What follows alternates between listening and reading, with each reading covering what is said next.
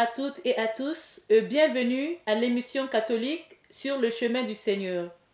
Que Dieu, dans sa grande miséricorde, accorde à notre pays de retrouver le chemin de la réconciliation, de l'attente et de la paix. Qu'il fasse de chaque Malien des artisans de paix. Ouverte le 29 juillet 2018 à Kampala en Ouganda, les festivités devant marquer le 50e anniversaire de la constitution du symposium des conférences épiscopales d'Afrique et de Madagascar, SIAM, prendront fin le dimanche 28 juillet 2019. L'Église Famille de Dieu en Afrique célèbre ton jubilé. Proclame Jésus-Christ ton Sauveur. Tel est le thème retenu pour la célébration de ce cinquantenaire de la constitution du symposium des conférences épiscopales d'Afrique et de Madagascar, SIAM. Plus de 400 délégués provenant d'Afrique, de Madagascar, d'Europe, d'Amérique et d'Asie sont réunis à Kampala pour les célébrations du jubilé du symposium des conférences épiscopales d'Afrique et de Madagascar. L'événement, d'une durée de 9 jours, se conclura le 28 juillet. La messe d'ouverture a été célébrée le dimanche 21 juillet en la cathédrale de Lubanga et celle de clôture aura lieu aujourd'hui, 28 juillet, au sanctuaire des martyrs de l'Ouganda, à Namugongo. Qu'est-ce que le SIAM? Pourquoi a-t-il été créé? Quels sont ses objectifs et les défis à relever? Pour répondre à ces questions, nous avons invité sur notre plateau l'abbé Timothée Diallo, curé de la paroisse Sainte-Monique. Bonjour l'abbé. Bonjour sœur Simone. S'il vous plaît l'abbé, qu'est-ce que le SIAM? Oui, le symposium des conférences épiscopales d'Afrique et de Madagascar, SIAM, est né du désir des jeunes évêques africains au cours du deuxième concile du Vatican. Il est en réalité le résultat de la décision des évêques du continent de mettre sur pied une structure continentale capable de proposer une vision du continent comme contribution à l'Église universelle. Il a pour mission d'être le signe et l'instrument du salut et de construire l'Église comme famille de Dieu en Afrique, de préserver et de favoriser la communion, la collaboration et de conjuguer les efforts des conférences épiscopales d'Afrique et de ses îles. Quelle est la date de création et pourquoi cette dénomination symposium? Oui, le SIAM, Symposium des conférences épiscopales d'Afrique et de Madagascar, fut créé en 1969 en Ouganda, à Kampala. Il est par essence une institution de solidarité pastorale organique. Sa création répond donc à un premier temps à l'appel lancé par le Concile Vatican II aux évêques à vivre l'esprit de collégialité à tous les niveaux, tant sur le plan universel, national, régional que continental. L'Église d'Afrique a fait sienne cette vision de collégialité et de communion auquel les pères conciliaires furent conviés. C'est à juste titre que les évêques d'Afrique et de Madagascar ont mis sur pied cette instance de collégialité qui fut la première au niveau continental du genre dans l'Église universelle et lui a donné le nom de symposium. Même si aujourd'hui, pour des raisons juridiques, nombreux sont les évêques qui voudraient changer la dénomination symposium et pour d'autres approches comme conseil. Il convient donc de rappeler que le choix du terme symposium ne relevait pas d'un pur hasard. En effet, le mot symposium, de son sens étymologique, signifie banquet. Qui dit banquet renvoie à un climat de communion, de convivialité, de fraternité, de célébration et de partage. C'est cet esprit qui a animé les pères fondateurs du Schiam. Il rêvait donc d'une église d'Afrique unie, pleine de communion et de fraternité. En un mot, il rêvait d'une église famille. Donc c'est cette vision d'église famille et surtout famille de Dieu qu'ils essaieront de vivre à travers le Schiam dans un esprit de solidarité pastorale organique et qu'ils célébreront en grande pompe lors du premier synode spécial pour l'Afrique en 1994, où de manière claire et explicite, l'expression famille de Dieu sera présentée aux yeux du monde comme l'identité de l'Église d'Afrique. Cependant, qui dit identité, dit mission, dit mandat. Quelle est donc la mission ou le mandat de cette Église famille de Dieu d'Afrique qu'incarne le Schiam? Oui, sœur Simone, cette mission peut s'articuler à 3 niveaux. Premièrement, les évêques d'Afrique et de Madagascar furent invités par Paul VI à prendre en main le destin de leur Église à travers cette phrase prophétique qui défie les temps et les espaces. Africains, soyez vos propres missionnaires. C'était l'homélie du pape Paul VI le 31 juillet 1969. L'heure africaine, le kairos africain a sonné.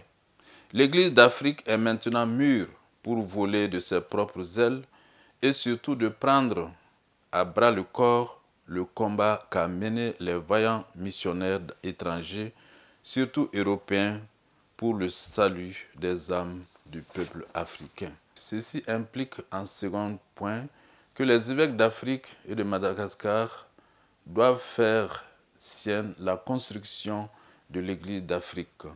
Le pape Paul VI leur rappelle cette mission en des termes fermes. Ayez des idées claires et concordantes et allez de l'avant méthodiquement et courageusement avec la conscience d'un grand mandat, construire l'Église d'Afrique. C'était le pape Paul VI dans son homélie toujours du 31 juillet 1969.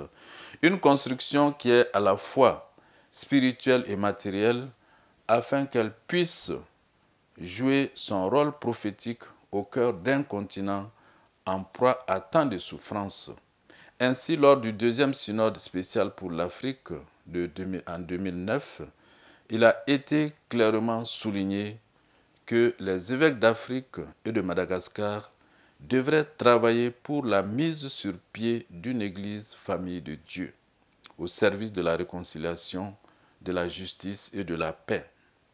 En effet, les évêques d'Afrique et de Madagascar, en plus d'avoir reçu pour mission de prendre en main le destin de leur peuple, de construire cette église d'Afrique, sont maintenant invités à faire de cette église d'Afrique un instrument de réconciliation, de justice et de paix.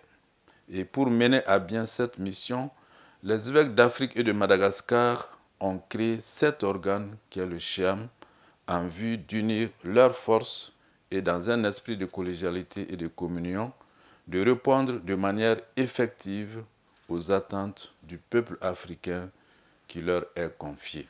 Le Schiam est-il représenté dans des structures internationales telles que l'Union africaine, l'ONU? Sœur Simone, le Schiam actuellement examine les voies et moyens pour avoir une représentation au niveau des organisations continentales. Et pourquoi cela? Dans la pratique de l'Église, c'est généralement le Saint-Siège qui est voix en matière de diplomatie et de politique internationale. Nous voyons donc, sans préjudice des droits et des privilèges du pape et de la curie romaine, les possibilités d'une action, fût-elle discrète, au niveau de l'Union africaine naissante et autres instances régionales Les contacts sont en voie. Le Schiam va essayer donc de les conduire à bon terme. Ma vie c'est le Christ et son évangile. Je veux être à lui, être son ami. Je lui donne ma vie, tout ce que je suis, car il m'a aimé et m'a racheté. Oh Seigneur, accueille-moi, car tu es mon roi. Oh, quelle joie d'être toujours à toi. Oh Seigneur, accueille-moi, car tu es mon roi. Oh, quelle joie d'être toujours à toi.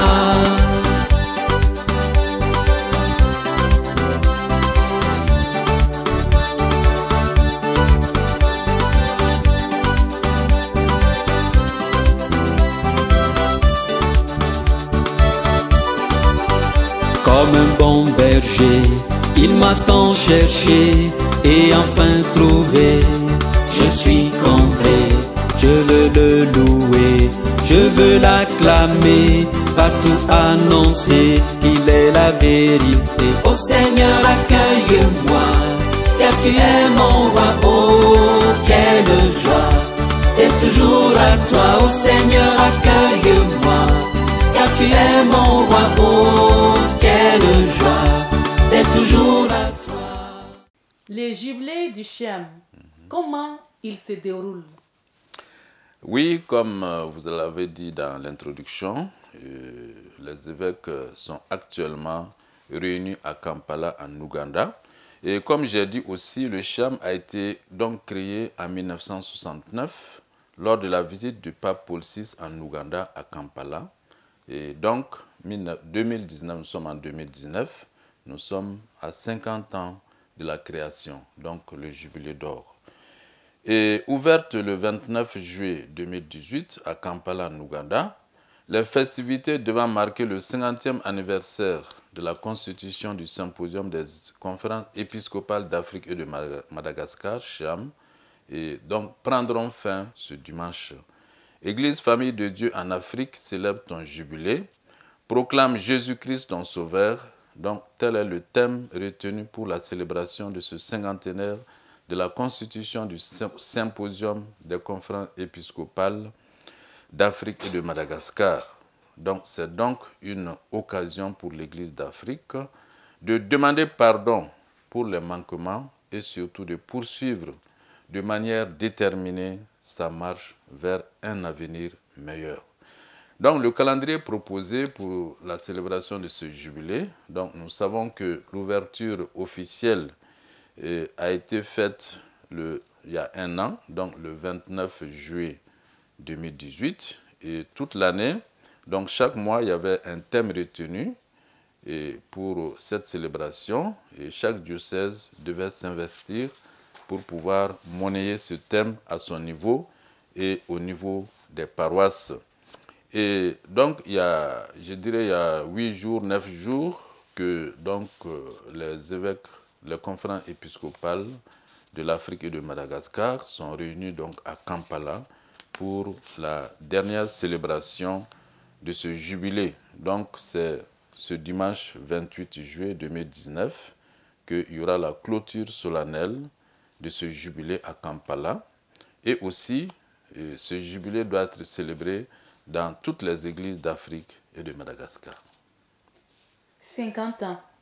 Les évêques d'Afrique et de Madagascar, unis au sein du Schiam, ont-ils réellement pris en main le destin de l'Église d'Afrique? L'ont-elles tant sur le plan spirituel que matériel construite? L'Église d'Afrique joue-t-elle réellement son rôle prophétique d'instrument de réconciliation, de justice et de paix? Sœur Simone, la réponse à ces questions se trouve peut-être dans les paroles prophétiques du pape François qui invite à regarder le passé avec reconnaissance pour affermir sa propre identité, vivre le présent avec passion pour vivre l'évangile avec plénitude et dans un esprit de communion et embrasser l'avenir avec espérance afin d'éviter de se laisser gagner par le découragement et le désespoir face aux difficultés. C'est ce que je peux dire. D'accord. Une des questions brûlantes aujourd'hui est le problème de l'immigration. Les évêques d'Afrique ont-ils une parole là-dessus? Oui, en effet, le CHAM affirme que l'expérience de la migration est universelle. Et le symposium cite en exemple le livre du Deutéronome qui rappelait aux fils d'Israël qu'ils sont des étrangers sur la terre qui les avait accueillis.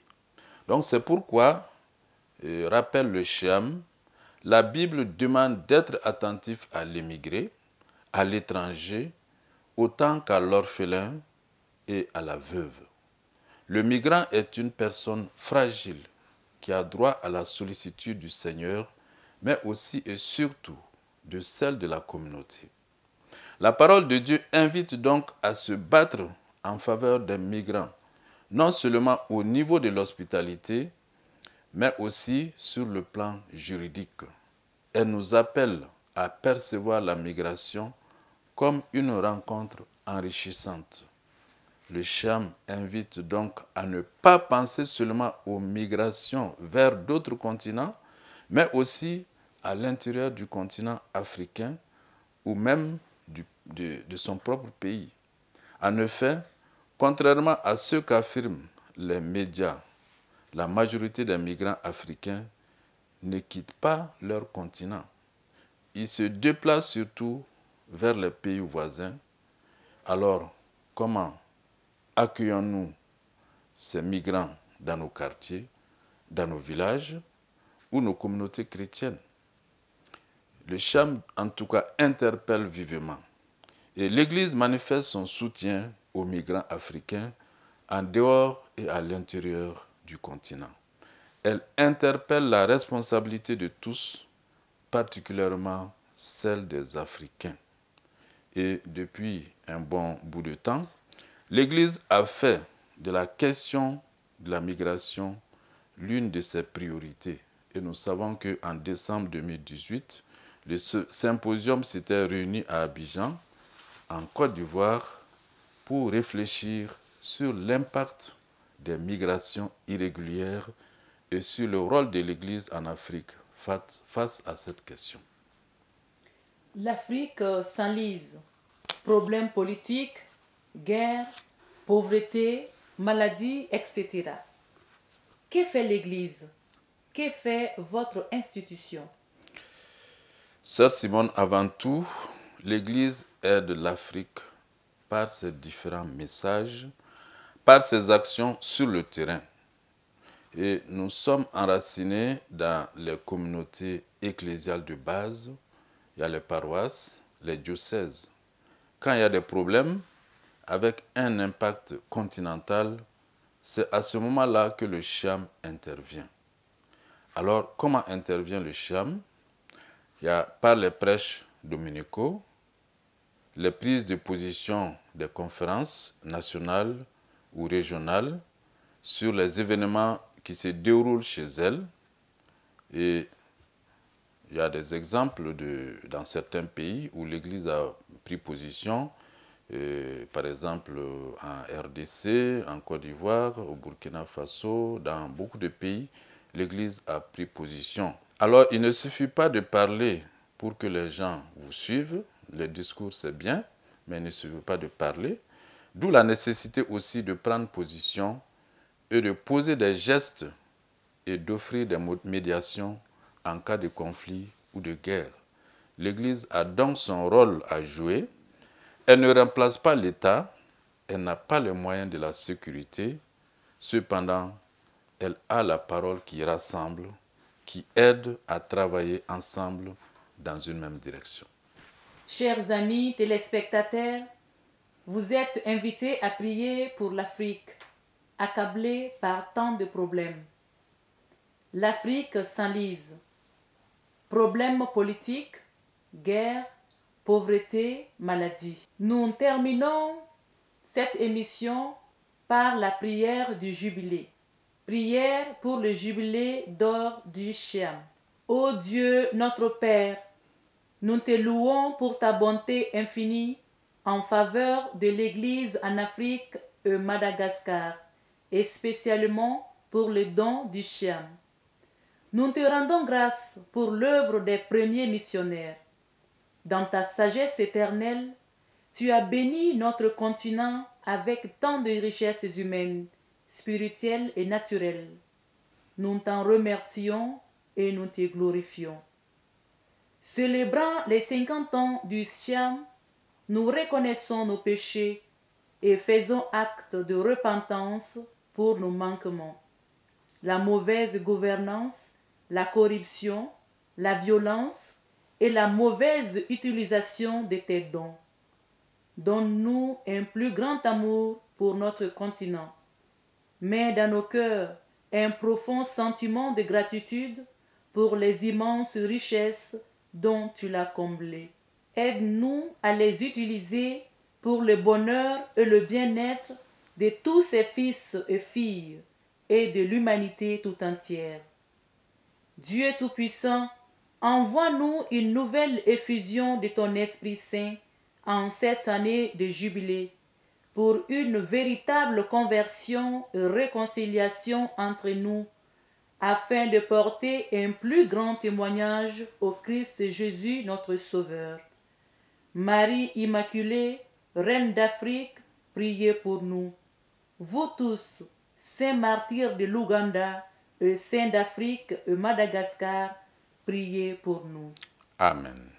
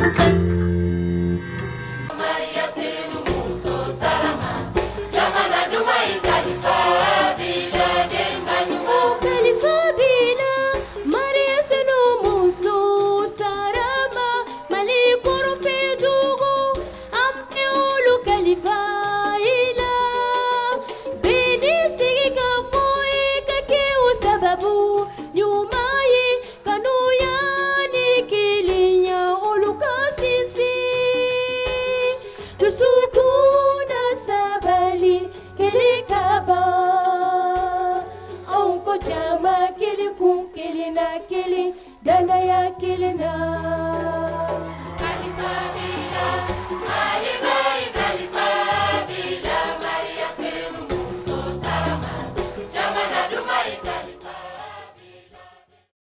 Seigneur, toi qui as fait sortir les Hébreux du pays de l'esclavage, toi qui es venu apporter la délivrance aux captifs, toi qui as sauvé Jérémie de la boue et Daniel de la gueule du lion, toi qui as envoyé ton ange guider l'apôtre Pierre hors de sa geôle, nous t'en supplions. Touche le cœur des ravisseurs de la sœur Gloria et accorde au plus vite à notre sœur d'être libérée et de pouvoir revenir dans sa communauté. Nous te prions aussi pour tous les autres otages à travers le monde. Sois leur soutien dans l'épreuve de la détention et accorde-leur d'être libérés et de regagner leur famille au plus vite. Bénis et soutiens les différentes familles éplorées. Bénis la communauté religieuse de la sœur Gloria. Bénis l'Église du Mali. Bénis le Mali. Amen.